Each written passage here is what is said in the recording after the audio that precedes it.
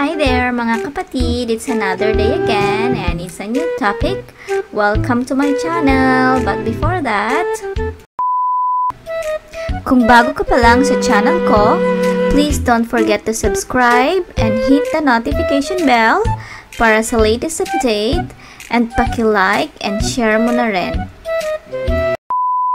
Meron tayong video na ipapakita. Lunes ngayon eh. So usually pag Lunes, nagpa-flag ceremony, flag racing yung mga ahensya ng gobyerno. At alam naman natin na mainit ngayon dito sa Davao. So meron tayong video na ipapakita sa inyo. Flag ceremony dito sa Camp Katitipan yata ito. Ayan, pasok. Ang benchmark ng 3-minute response. So tapos na yung issue dito. Ang isang malaking issue ngayon, ay ang mga kritisismo na tinatanggap ko mula dyan sa mga taga-KOJC. Diretsuhin natin. I have experienced the ridicule that they are hurling at us. Dyan, kay Lorraine Badoy mismo, personal. Isang metro ang aming pagitan. Kilala niya ako dati, ngayon hindi niya ako kilala, hindi niya nakita, nakasama ako sa mga tumatakbo dyan. Pinababayaan ko lang sila. Na-criticize, kawawa raw mga pulis, wala pang tulog, wala pang kain. Pinapatakbo ng kanilang general diyan sa harap ng KOJC. Ito sasabihin ko sa kanila, hindi nyo alam, kasama ang general sa tumatakbo dyan. Kaya hindi lang ako nagkikilala because kung anong suot na aking mga pulis at anong dala ng mga pulis, may isang kumbatlo din akong dala. Pati Armalite, pati headgear, pareho kami. Tayo mga pulis, alam ko hindi kayo naapektuhan dyan sa sinasabi lang kawawa ang mga pulis, palaging pinapagod ng kanilang general. Hindi, tabad lang sila. Kaya hindi na alam kung paano kumain sa tamang pinagpapawisan. Kasi ang leader nila ay kumakain sa pinagpawisan ng iba. Ano ang kritisismo? Sabi nila, meron tayong checkpoint dyan malapit sa kanila. Kaya nahaharas sila. Bakit ang mga taga-airport hindi naman nahaharas? Bakit ang mga hotel sa harap hindi naman nahaharas? May mga kondo sa harap at yung isa nating checkpoint doon sa kabilang dulo ay sa harap mismo ng gate ng isang napakalaking warehouse. Wala naman tayong reklamong naririnig. At noon pa man, dati nang may checkpoint dyan, high school pa ako, pag kami ay napupunta rito sa Davao para sumakay ng aeroplano, dahil dito ang regular na trips, wala pa dati ang Johnson Airport, palagi naman checkpoint dyan, noon pa man, rough road pa yung sulok, padada, kaya 4 na oras ang aming biyahe mula General Santos. May checkpoint na yan dyan, late 80s, mid 80s, I say. Unrealized talaga to si Torre. No? Unrealized. Sinungaling. Nuknukan ka ng sinungaling. Wow. O, Doc Bado, yung pisahan mo ng... Yeah, liar. Best friend mo daw. Ano pala eh, you're hurling at him. Nakatoka tayo dahil ang dami ng sinungaling niya, di ba? Okay, sinabi niya na magkaibigan kami or something, katrabaho or something. Totoo yun, sir. Magkatrabaho tayo during LCAC. And I did admire you when you were still in your right mind. Talagang, but now, with your speech, it's a speech of a very desperate leader. Nagpapaka-leader ka.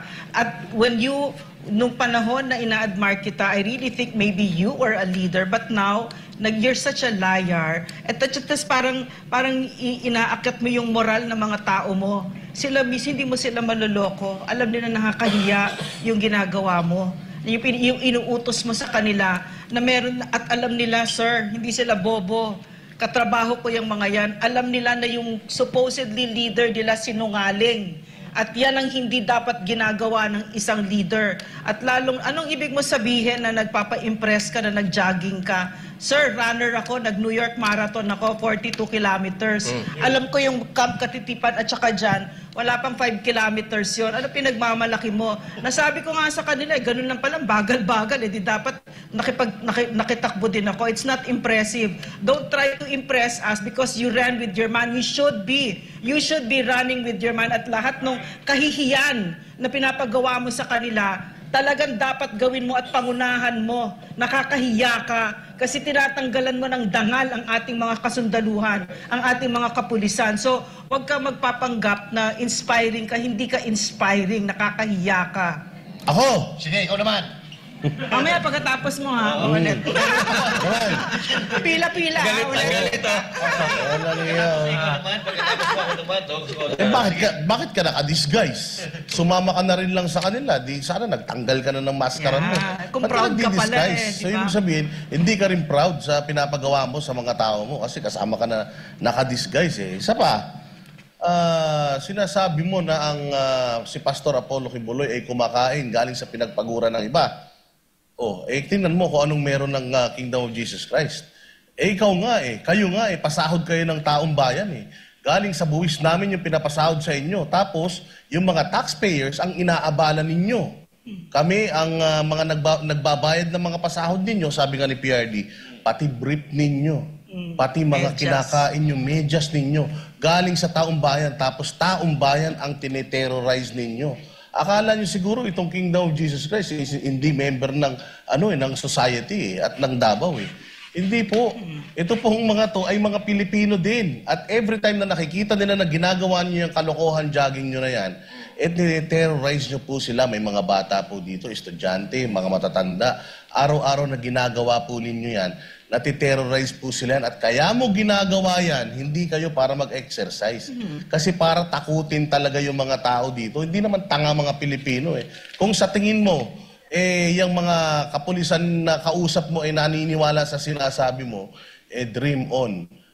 Banas na sa iyo yung mga yan, sigurado ako. Pinahihirapan mo sila at ipinapahiya mo sila. So parang sinasabi mo na nakasama ako dyan. So, ngayon. Dapat lang naman talaga ginagawa niyo yan eh. Sa totoo lang eh.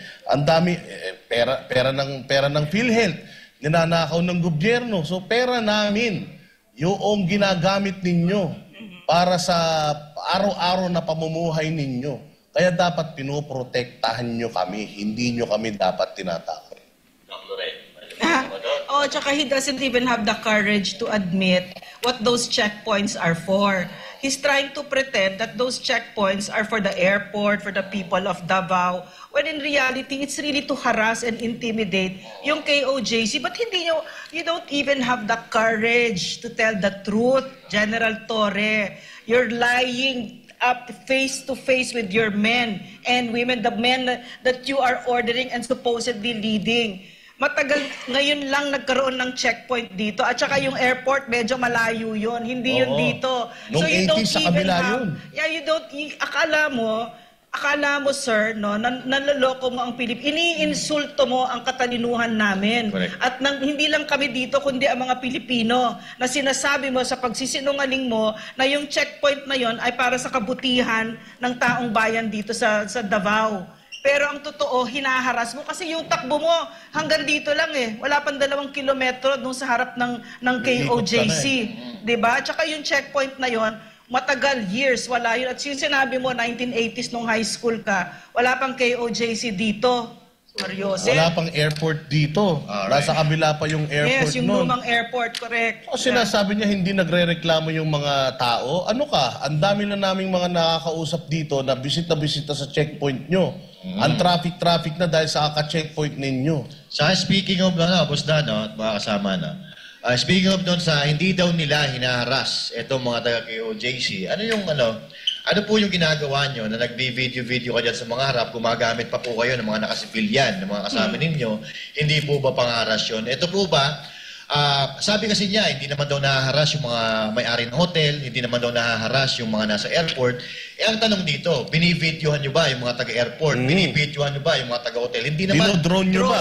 Dinodrone nyo ba yung mga hotel? Kagabi nga, merong drone dyan na naman na palipad-lipad. So hindi totoo yan na hindi nyo hinaharas. Kasi natural, hindi magrereklamo yung mga taga-airport kasi hindi nyo naman sila binivideohan.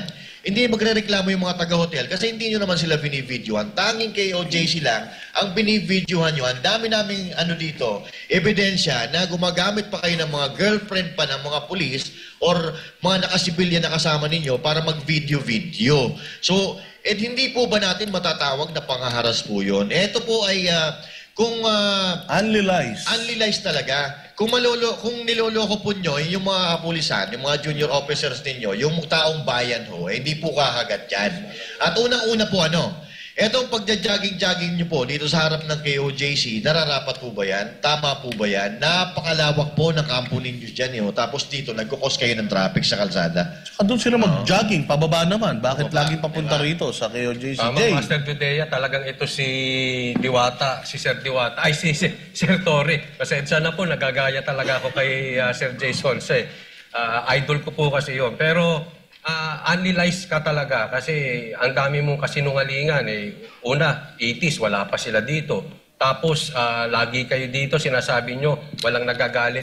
Ang dami pong nagagalit dyan sa checkpoint na ginagawa nyo. Nagkukos kayo ng traffic. Anong silbi nyo dyan? Mapayapa naman tong lugar na to dati pa. Paepal kayo dyan tapos ipagmamalaki mo na kasama kayong nag-jogging. May mga kasama ka pang general dyan. Ano pumasok sa kukote ninyo? Bakit ginawa niyong jogging yan? Bakit dyan kayo nagja-jogging? High traffic po yan. Airport po ang katapat niyan, ha? So anong pinag-iisip nyo? Sana naman gumamit kayo nito. Ito. Meron kayong kampo, hindi nyo gamitin. Diyan kayo nag-jogging-jogging. Sabi nga ng mga kasamahan ko, amoy putok na daw. Sila nagsabi kasi, isipin mo diyan ka mag-jogging, tapos naka full battle gear kayo dyan. Bulletproof. Naka kayo. Di ba? Hindi po police visibility ang ginagawa ninyo. Harassment po yung maliwanag. At saka totoo yan, kahapon may drone pumasok. Naka-live kami ni Master Judea, nakita mismo namin. Hindi lang namin nabalitaan na experience namin. Kaya hinaharas nyo po ang KOJC. Paano hindi naman magagalit sa inyo? Mag-isip-isip naman po kayo. Jay. Oy, best friend! Tore, a.k.a. Diwata Pares Overkill. Overlies. Anak ng teteng. Tore, alam mo, kung nandun ka sa jogging, ba't di ka nagtanggal ng ng balot mo sa mukha? Ay, nako. Pinagmamalaki mo pa na nandun ka, di ka naman nagpakita sa amin. Hindi naman natin siya awayin. Tatanungin lang naman natin siya kung sa kanya gawin to, yung ginagawa niya rito sa KOJC, maganda ba? Yun lang gusto kong itanong sa kanya. Kung ito ba ay dumadaan pa sa human rights, kung nasa human rights pa ba itong pinaggagawa niya? Kasi pulis ka diba? Tsaka wag mo kami pagmalakihan na nandun ka sa jogging. Pakialam namin kung nandun ka. Ha? At ito pa, Tore. Kutis bayag ka lang pero wala kang bayag. Kasi hindi ka nagpakita ng mukha sa amin. Di ba? Yun lang. Pwede ko bang dagdagan? Okay. Sige po. Nalaman namin kasi, nung ini-interview namin si patrolman, si Sir, na General Torre, ni-recall ninyo yung mga nasa Pakibato. Naalala ko kasi, yung Pro 11, highly multi-awarded itong police dito, yung mga police dito sa Davao, sa Pro 11, where you are now. But now, you are really causing them so much shame because I know the people there. Katrabaho ka yan sa NTF-ELCA. Umaakyat kami sa bundok. Tanong nyo sila, nagmumotorsiklo kami, ilang oras yon 6, 5 oras. Ang layo-layo na nararating namin. At nakita ko dun sa RPSB yung pagsisilbi nila at yung pagmamahal ng pulis sa mga indigenous people so that mapakarami sa kanila ang nagbalik loob sa gobyerno. So ang Pro 11, shining example yan ng kapulisan. But where are you taking them with your disgusting and immoral leadership? Nakakahiya ka. Kinuha mo yung mga nasa Pakibato na pulis at binaba mo dito doon sa bundok kung saan napakarami pang NPA na nagre-recover at nagbibigay ng laking kapahamakan sa ating mga katutubo. Binaba mo dito sa Davao, one of the safest cities in the world. Grabe. So ito pa, Doc Lorraine, may singit ko lang. Kung si Marcos ang pinaka-worst president dito sa Pilipinas. Si Torre naman, ang pinaka-worst PNP chief dito sa Pilipinas. Hindi PNP chip yan. Hindi Ano ba? PNP chip yan. RD11 lang yan. RD11 pa. Oo. Hindi, kasi, di ba, kaya ka nagpapa-impress pero- dahil dun, di ba? Pero may Yun ang may pangarap pangarap. niya. May Yun ang pangarap niya, na maging PNP chief siya. So, hindi pa kaya man nagiging- nagpapasiklab siya ngayon. Hindi pa man nagiging PNP chip, worst PNP chip na grabe naman kayo. Pero alam Ito niyo ba? pa. Noong Kasi- 1980s pa lang, wala pang airport dito. Ano ba sinasabi niya? Tsaka yung sa Na Condo. nag-checkpoint na daw sila dito? 1980s pa daw. Wala pang airport dito. tingnan Nasa mo. kabila pa airport. Talahiban pa rito. Ito damuhan, itong stretch na to, damuhan pa yan. Kaya ano yung sinasabi nyo, nagche-checkpoint kayo. Diyan pa lang, Wala nuklo pang ka na kayo ng KOJC. sinungaling. Wala pang KOJC dyan, damuhan pa yan, walang checkpoint dyan. So, mag-research muna kayo bago kayo nagsasalita. Ay, ito, Parang Torre. ano lang yan yung kalsada daw dito sa KOJC, itong Japan-Philippines Friendship Road, kasing lawak daw ito ng Kalayaan Commonwealth na highway. Kita mo naman, ewan ko talaga Tsaka, dito Boss Dada, kung saan ano na kumukuha naman? ng ano to. Sunog na naman siya. Ayun. Ayun, nagja-jogging nga. Ay, naman pala talaga Kaya naman pala hindi namin ka nakilala Akala namin cartoons yung parang Nandiyan pala si parang Jensen, ginuhit ano? sa papel Ay, kayo yung naman, mukha ko, galit Torre. na galit kayo. Sabi niyo, nakatago yung mukha, nakalabas Hindi naman. na Nakalabas pala Pero siya ba yan? Parang hindi. Parang, Parang wait si lang, Diwata. paano napapanood ko siya sa movie? Pero Parang wala. nandun siya sa Harry Potter. Pero sir, bakit naman kasi wala kang nameplate? Sana naman kasi may nameplate. Nakikita yung mga nameplates ninyo, sir. Para sana, alam natin kasi katulad niyan, jogging kayo, nakakover yung mga nameplates ninyo ng mga vest ninyo. Talagang di kayo Tsaka, Boss makikilala Dada, niyan. ano na naman to, panibagong sunog na naman siya. Una doon sa sinabi niya sa airport, tapos dito sa KOJC, 1980s pa pala, wala pa pala naman tong ano na to. Tapos ito pa yung sinabi niya, yung condominium. Yung condominium na sinasabi niya doon sa video niya, ginagawa pa lang yun ngayon. Ano yung pinagsasabi mo na hindi nagre-reklamo yung sa condominium? Ginagawa pa lang yun. Anong nakatira doon? Multo? Hindi, tsaka isa pang tanong, bakit Bakit huminto na yung pagpapajogging mo, sir? Kondisyon na ba sila? Ready na ba sila? Kaya pinahinto nyo na? Kasi ilang araw yun, no? Ilang araw dire-diretso na... Apat na araw ng dire-diretso nagpapajogging kayo. Pero bigla nyong pinahinto. Bakit nyo biglang pinahinto? Pero Boss Dada, sa tingin ko mas maganda nagtakip na lang sana siya ng mukha. Masagwa no? Grabe naman kayo. Sa kanina, sinasabi niyo bakit nagtakip na mukha. Tapos ngayon, pinatatakip niyo. Hindi alam ko na kung bakit nag-stop yan ng jogging. Boss Dada, Ma'am Lorraine. Kasi babalik na yan sa Pasay. Magpaparis na siya ulit. Pero hindi, ito, seryoso. Ang tanong kasi dito is, bakit mo sinasabi yun sa mga kapulisan mo? Demoralized na ba sila? Bakit kailangan mo silang kumbinsihin na tama yung ginagawa nila? Hindi ba nila alam sa mga sarili nila kung tama o mali yung mga ginagawa nila? Diba, Doc? Alam mo, mga kababayan, yung Pro 11, matagal ko nakatrabaho kasi nga hotbed ng NPA ang Davao Region.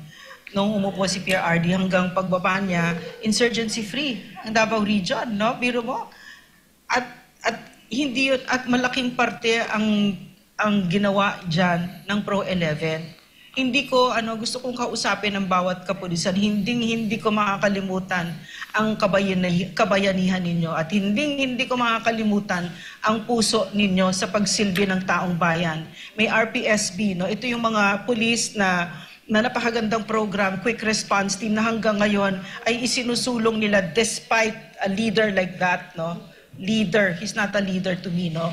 Despite that. So siguro yun lang yung gusto kong sabihin, no, na hindi ko makakalimutan yung kabayanihan ninyo kasi nakita ko yun, at saka umakyat tayo ng bundok, hindi lang isang beses, 2 beses, 10 beses, maraming beses. 'Di ba hanggat mamaya dahil sa kapulisan, dahil sa Pro 11, nagkaroon na ng mga eskwela yung mga bata, nagkaroon na ng mga health centers, at mano-mano yung paggawa nung roads, no? Farm to market roads, mano-mano yan. At si General Fillmore Escobar, si General Silo, sila yung naghahanap ng funding dahil medyo kulang yung pera. Pero yun yung nakita kong kabayanihan na hindi ko matatanggal yun sa isip ko at sa puso ko dahil lang sa ganyan. Meron isang bulok dyan. At eto, madugtong ko lang kay Doc Lorraine. Alam nyo, lalong-lalo na dito sa Davao at sa buong Pilipinas, huwag na ho tayong magtaka kung darating ang araw na dumami ang mga kapulisan na mga siraulo dito sa bansa natin. Kasi ini-impluwensyahan ng katulad ni Torre. Kaya dito sa Davao, nakakatakot yung ginagawa niya na yan. Kasi imbis na turuan ng magandang magandang pag-uugali ang mga kapulisan, ang ginagawa ni Torre ay tinuturuan niya ng mga maling gawain. Ito, tanong ko lang din kay Sir Torre. Natakot ka ba kay Ma'am Lorraine? Or natakot ka dahil may hearing bukas? Kasi hininto niyo yung jogging eh. Dapat kung sa tingin niyo tama yan, maganda yan, dapat ginagawa niyo. Bakit kayo nahinto? Kasi alam ninyo, mali yung ginagawa ninyo. Nakakahiya yung ginagawa ninyo. Or, yun na nga, natakot kayo kay Ma'am Lorraine. Mas lalo nating aantayin yan. Mas lalo nating aantayin yung pagja-jogging na araw-araw. Kasi lalo na kung kasama naman pala si General Torre na nagja-jogging dyan, sa susunod, aabangan na talaga namin kayo at talaga namang iisa-isahin natin ng mga mukha ninyo at talagang aalamin natin nasan ba si General Torre doon kasi idol na idol ka namin. So gusto ko talaga siya makita ng Pero ako naniniwala ko na si General Torre, hindi naman siya ganyan eh. Palagay ko naging ganyan na lang siya nung pumasok sa kokote niya yung pangarap. Iyon. But anyway, kasi lahat talaga yung at all cost, yung by all means. Pero sana ginawa mo na yun. Pagja-jogging sila ulit, sumama. Kasi baka mamaya, alam na babantayan siya, hahanapin siya, bibidyohan siya, baka hindi na sumama. So wag mong ipag-jogging yung mga tao mo dyan kung hindi ka lang din kasama kasi magmumukha kang ningas kugon. Tsaka ito, may hamon ako. Torre, i-try mo na mag-jogging ka mag-isa. Tignan mo kung di ka mukhang tanga. alright. So ito lang nakakalungkot kasi bakit kailangan pa magsinungaling, di ba? Na obvious naman. Kayang-kayang sagutin yung kasinungalingan, na sabi nga nila, yung isda na huli lagi sa bibig. Ito taga-KOJC mismo ang nagsasabi na dati daw, sabi ni Torre, 1980s, nag-checkpoint na sila dito. 1980s po, talahiban pa po ito at wala pa pong KOJC at yung airport po is nasa kabila pa. So ngayon, nagtataka lang tayo kung bakit niya ginagawa ito. Bumababa na ho ba yung moral ng mga kapulisan? Kasi kung ikaw ay pulis, halimbawa, ikaw ay junior officer at nakikita mo na mali na yung pinapagawa sa'yo, pero wala ka talagang magagawa Wala kang magagawa kasi utos siya ng general Pero ang totoo talaga dyan, nawawala na rin ng gana itong mga kapulisan. Kasi unang punta namin dito, makausap namin yung mga pulis dyan sa harap na para bagang hiyang-hiya sila sa kanilang ginagawa kasi nakatakip ang mukha, walang pangalan, walang nameplate and all that. So, yun ay isang indikasyon na hindi po sila tutuwa doon sa ginagawa nila. So, hindi po, wala sa loob nila ang ginagawa nila. Parang gano'n ang nakikita ko dyan. Kahalintulad yan ng mga nakakausap ko na nasa gobyerno ngayon. Kasi I look past Torres and I see, of course, Abalos, the head ng sa DILG under yung PNP. And of course, I also see definitely the President, Bongbong Marcos, di ba? So, ano pa yung trait nila? Mga sinungaling din itong mga ito, di ba? So, yung mga public servants na nakakausap ko, na wala ding gana ngayon. Malungkot sila ngayon sa nangyayari sa gobyerno. Kasi yung joy ng serving, sa pag naglilingkod ka sa gobyerno, pag nakikita mo bumubuti yung buhay, may natutulungan ka, yun talaga yun, hindi mataas. Kasi si PRRD, nung umupo siya, sinabi niya sa amin, oath-taking kami, sabi niya sa amin, there will be no financial rewards. Sabi niya, but, lalo pag hindi ka corrupt kasi, but, there will be a lot of psychic rewards. And he really delivered on that promise. At kita ko yan sa kapulisan dito, yung kaligayahan nila na they would out of their usual hours, they would akyat sa bundok, swimming pa kami, para lang maabot natin yung mga kababayan natin na hindi pa nararamdaman ng gobyerno para maprotektahan sa NPA. So, ganun yung puso ng pulis. So, itong si General Torre, I think is a symptom of the Marcos presidency. Tsaka General Torre, dating PNP chief na nagsabi ng isang senador na yung mga ginagawa nyo dito mali.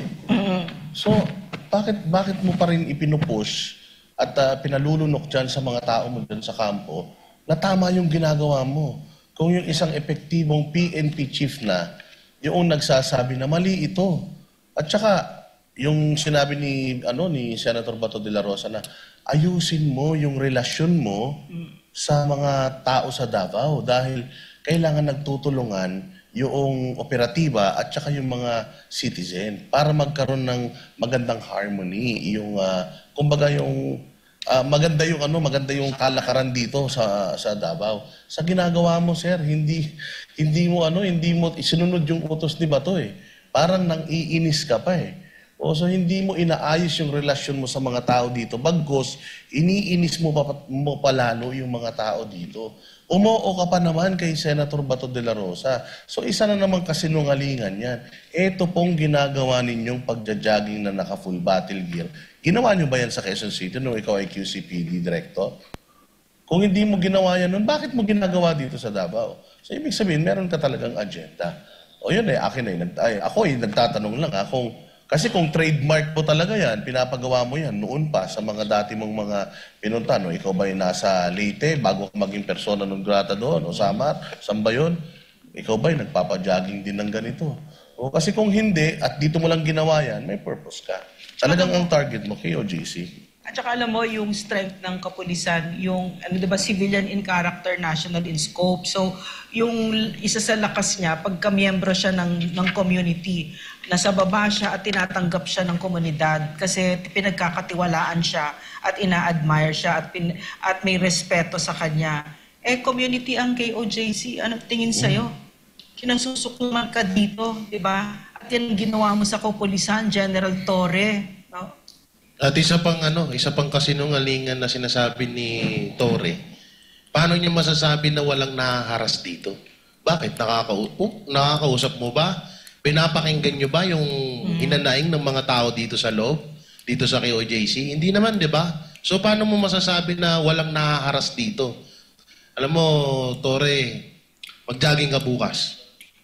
Pero alam niyo mga partners, no, may hearing bukas. So, bukas mapapatunayan natin, diyan mo i-justify ang mga kalokohan mo sa Senate. Sagutin mo lahat, sigurado ko, magkakaalaman tayo. Yun. At ito'y posible na panghaharas lang sa Davao at sa KOJC. Gaya nga ng sabi, walang forever. Ay siguro meron silang gustong magstay dyan.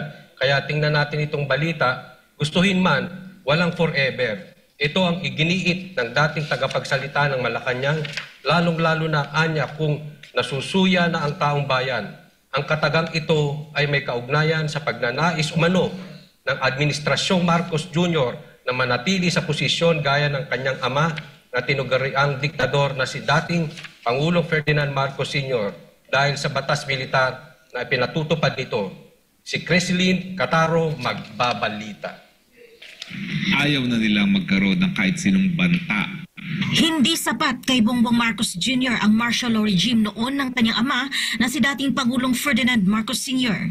Ito ang tahasang sinabi ni former presidential spokesperson Attorney Harry Roque sa pinakahuling KOJC press conference. Aniya, ngayong nakabalik na ang mga Marcos sa pinakamataas na posisyon ay ayaw na nilang bitawan ng kapangyarihan. Simple. They want forever again. Ayaw na nilang magkaroon ng kahit sinong banta sa kanilang pagnanais na forever Marcos again. Professor, I have to remind you, according to the movie, walang forever. Oo nga, yan ang dapat nilang malaman. Pero Attorney Gustuhin man, walang forever, lalong-lalo na kung nasusuya na ang taong bayan. Kaya naman, ganoon na lang katindi ang obsesyon ng kampo ni Marcos Jr. laban sa mga tao na sa tingin nila ay hadlang sa kanilang politikal na ambisyon. Obsessed sila. Sinabi ng SM9 anchor na si Master Judea, kasama na rito ang obsesyon ng Administrasyong Marcos Jr. na siraan at pabagsakin ang mga Duterte, particular si dating Pangulong Rodrigo Duterte, na tila may playbook silang sinusunod, lalo pat mayroon ding upcoming election sa susunod na taon. At isa pa po sa tingin ko na nakikita natin na kung bakit obsessed sila sa mga Duterte dahil ito po mga Duterte ay ang natatanging sagabal sa kanilang mga dadaanan. Kasi alam naman natin na hanggang ngayon, kahit si PRRD ay wala na sa kanyang katungkulan, ay mahal na mahal pa rin ng mga tao. Batid aniya ng mga Pilipino kung ano ang ginawa ni FPRRD kung saan ipinadama ng dating Pangulo sa mga mamamayan na mayroon tayong presidente na masasandalan. Hindi katulad ngayon na hindi nga natin nakikita, hindi natin naririnig ang ating presidente. Kaya ito po ay isang pamantayan ng mahinang leader. Dapat lahat po ng issue na mayroon tayo dito sa Pilipinas, dapat hands-on ang mga leader natin. Katulad nga ng nangyayari ngayon, hindi po nila alam kung magkano presyo ng mga bilihin. Kasi ikaw ba naman, 64 pesos, hahati-hatiin mo yun sa 3 meal. Aba, pabangag-bangag na talaga tayo niyan. Bukod pa rito, patuloy din ang isyu sa umunoy pagpapapasok ng International Criminal Court o ICC sa bansa para imbestigahan at arestuhin si former President Duterte. Sa pagiging obsessed din ng Administrasyong Marcos Jr. sa mga Duterte, ay mapapansing paulit-ulit lang ang mga kasong ibinabato o itinuturing ng mga recycled cases laban kay Vice President Sara Duterte. Katulad na lamang ng issue sa 125 million pesos confidential funds at ang plano umano na impeachment laban sa Vice-Presidente. Kasama pa sa kanilang playbook ang pabagsakin ng SMNI, buong kongregasyon ng Kingdom of Jesus Christ at si Pastor Apollo C. Kibuloy na kilalang malapit na kaibigan ni FPRRD. Walang tigil nilang sinisiraan ngayon ang reputasyon at karakter ng butihing pastor. Grabe po, sinisingle out lang po nila at talagang kitang-kita natin ngayon kung sino ang kanilang kinakaldag. Unang-una, KOJC, na alam naman natin na malapit sa mga Duterte. Ang bottom line po nito, Duterte po talaga bagsak. So ngayon, ginagamit po nila lahat ng kanilang mga resources, pati mga leader, yung mga tao katulad ni Mr. Abalos, ni Mr. Torre, ni Mr. Marbil. Mayroon ding ikinakasang plunder case laban kay former President Duterte at kay Senator Bongo habang pinipindown din si former presidential spokesperson Harry Roque dahil kritiko siya ng administrasyon. Sa kabila ng mga samot-saring paninira ng Administrasyong Marcos Jr., ay tiwala si Attorney Roque sa mga kataga sa Biblia na the works of the devil will not prevail. Patuloy din ang kumpiyansa ng dating palace official sa katalinuhan ng mamamayang Pilipino sa totoong nangyayari sa usaping politika sa bansa. We are Christians. We believe that God is our shepherd, we shall not want. And of course, naniniwala tayo that the works of the devil will never prevail. No? So, naniniwala rin tayo sa katalinuhan ng taong bayan na alam nila kung kailan naninira sila para sa politika lamang at alam nila kung anong katotohanan.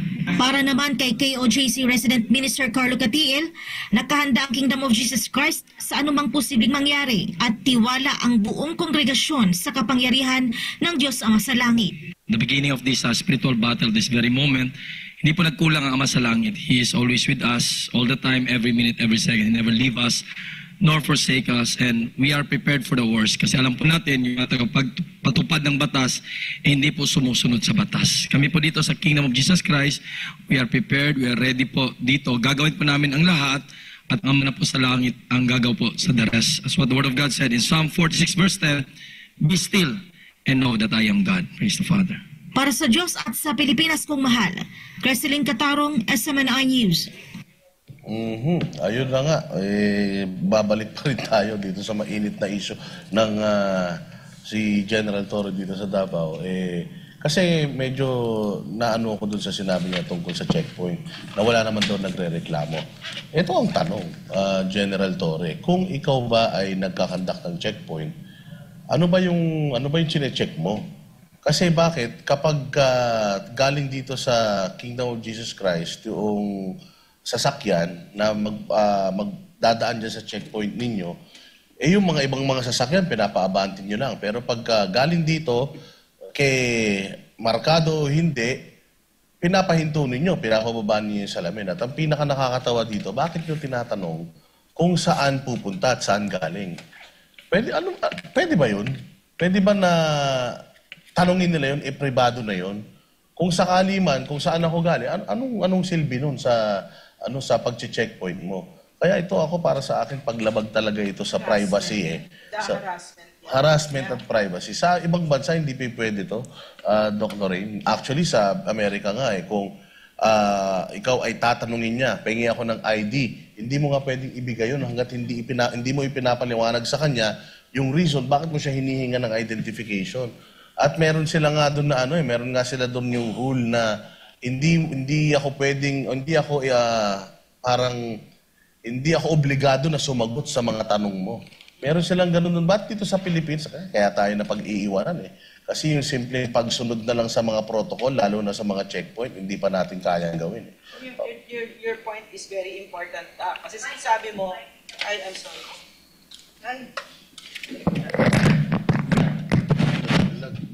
Sorry. So, gusto ko yung point ni Dada kasi sinabi niya rightly so na may mga batas, 'di ba? Diyan sa mga checkpoints, hindi bara-bara, hindi pwede kung ano lang feel ng mga pulis na nandiyan. At alam niya ng pulis, pero sila mismo nilalabag nila yung batas, 'di ba? Our law enforcers emboldened by this General Torre, no? Yung pagkaatat niya, no? At saka emboldened by Abalos, emboldened by this president, sila mismo ang naglalabag ng batas, 'di ba? So yun yung dinadaanan ng Pilipinas ngayon na ang president mismo very lawless, no? Siya mismo ang number 1 na naglalabag ng batas. So bakit pa tayo magugulat na bumababa, nagkakascade hanggang sa baba na ang message sa mga nasa gobyerno, pwede niyo labagin ng batas. Kasi ako mismo nilalabag ko. Hindi nga ako nagpapa-drug test Di ba? O, masusunod ako, di ba? Bawal nga, at saka yung SMN na yun, pinapasarado ko kahit wala akong binigay na rason, di ba? At saka kung ano-ano, napakarami, hindi ko na alam kung saan ako magsisimula. In other words, a lawless president will really wreak mayhem and havoc and grief and suffering to its people, no? Which is what we are seeing right now. So ako, short closing remarks ko, General Torre, hindi po kami ang kalaban ninyo, ang kalaban niyo po yung mga kriminal. At ito pong Kingdom of Jesus Christ ay hindi nyo rin po kalaban dahil isa po itong community. 5 tao lang, 4 na tao lang yung hinahanap nyo. Mag-focus lang po kayo doon. Hindi po dapat na nadadamay yung kabuuan ng komunidad na ito dahil lamang sa pagnanais ninyo na mahanap niyo yung 5 tao. Lagi natin sinasabi, ang halimbawa natin dyan, isang barangay. Kung yung kapitan ng barangay merong kasalanan sa pamahalaan, yung buong barangay ba ang nagsasuffer? Di ba hindi? Ang nililitis lang natin at ang hinuhuli lang natin yung leader ng barangay. So hindi pa man po si Pastor Apollo Kibuloy na sisimulan yung kanyang kaso, parang tinatrato nyo na po siya na kriminal. Patas lang po, sir, kasi lagi nyong iisipin, kung ayaw nyong mangyari sa inyo, huwag nyo pong gagawin sa kapwa ninyo. Pastor Judea. Alright, so tama-tama yun. Super tama talaga yan, Boss Daddy. But anyway, ito lang po sasabihin ko. Siguro kasi ito si General Torre, galit na sa atin or galit na sa mga member ng KOJC kasi araw-araw na kinikriticize. So, hindi po magkakaganito ang mga taga-KOJC kung hindi po nila nararamdaman na sila po ay talagang pinabalahura. Okay? Hindi po nila gagawin ito, hindi sila magkikriticize o hindi kami magkikriticize kung maganda po ang ginagawa ninyo. Now, General Torre, nakikiusap po kami sa inyo na kami po ay hindi po kami lumalaban o mga taga-KOJC ay hindi po lumalaban sa inyo. Ini-exercise lang po ng mga taga-KOJC at aming mga Pilipino ang aming karapatan bilang isang Pilipino. So now, sana po gawin po natin tama ang ating pagpapatupad ng batas. Dahil ngayon po sa nakikita namin, kayo dapat ay tagapagpatupad ng batas pero ang nakikita natin, kayo po ang sa simpleng batas na dapat nating sinusunod, kayo po ang lumalabag. Katulad po ng ginagawa ninyo na nagka-counterflow po kayo. So, ang KOJC po, every member of KOJC, kasama na rin si Pastor Apollo C. Kibuloy, ay gusto lang ng patas na pagtingin. Etong mga nandito sa loob, gusto lang nila ng kapayapaan, katahimikan. Dahil dito, napakabait ng mga tao dito sa loob. Bakit kailangan yung ganyanin? Tigilan nyo na po. ang KOJC para matapos na po ito. Sir, nakikiusap po kami. Wala pong bawal na ginagawa dito. Wala kayong makikitang baril, wala kayong makikitang droga. Lagi silang nananalangin. Kahapon po nakalive po kami, nakita ninyo kung ano po ang ginagawa ng mga tao dito sa loob. So nakikiusap po kami, itama na po natin itong mali na nangyayari. Maraming salamat po. Yun. General Torre, ang batas ay batas. Dapat hindi mo binabali yan at isa ka sa mga nagpapatupad niyan. Naiisip mo ba na pag dumating yung panahon na mga magulang na sabihan sila ng kanilang anak na, Papa, Mama, gusto kong maging pulis. At sa nakikita nilang ginagawa ngayon ng mga kapulisan, lalong-lalo na dito sa KOJC, sa tingin niyo po ba magiging proud ng mga magulang na maging pulis ang kanilang anak dahil nakikita nila ang pinaggagawa niyo dito sa Davao ngayon? Lalong-lalo dito sa Davao. Sa tingin niyo po ba masarap yung gusto nila na maging pulis ang kanilang anak at ngayon nakikita nila yung ginagawa niyong pangaharas sa mga tao ngayon? Sobran yung binaboy, sobran yung pinababa ang respeto ng taong bayan, lalong-lalo dito sa Davao at dito sa mga KOJC member, lalong-lalong ibinaba nyo ang tingin sa inyo ng mga kababayan o mga kapwa nyo Pilipino.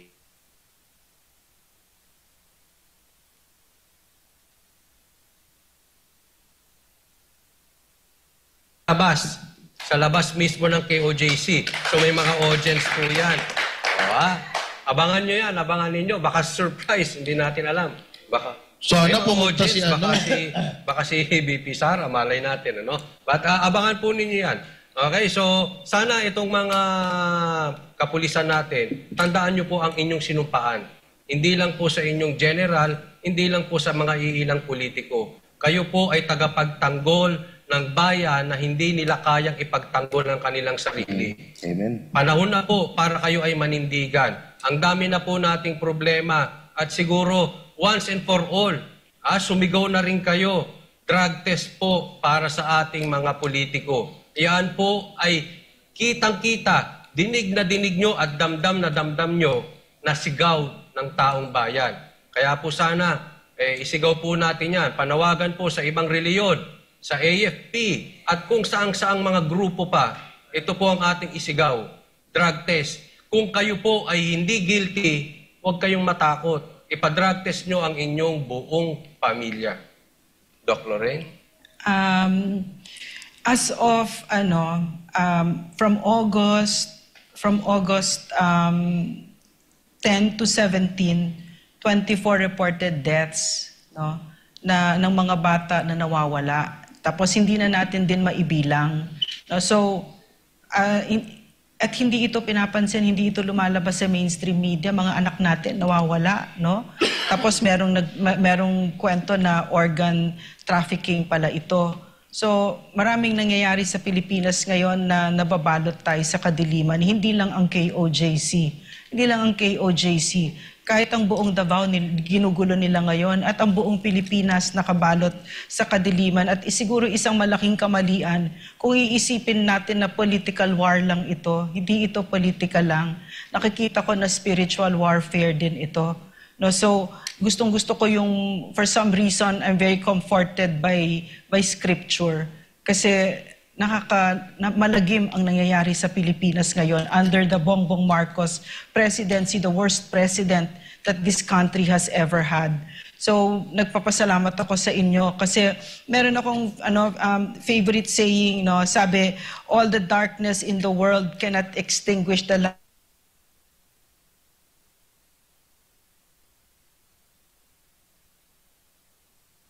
naman hindi din kayo magsalita, di ba?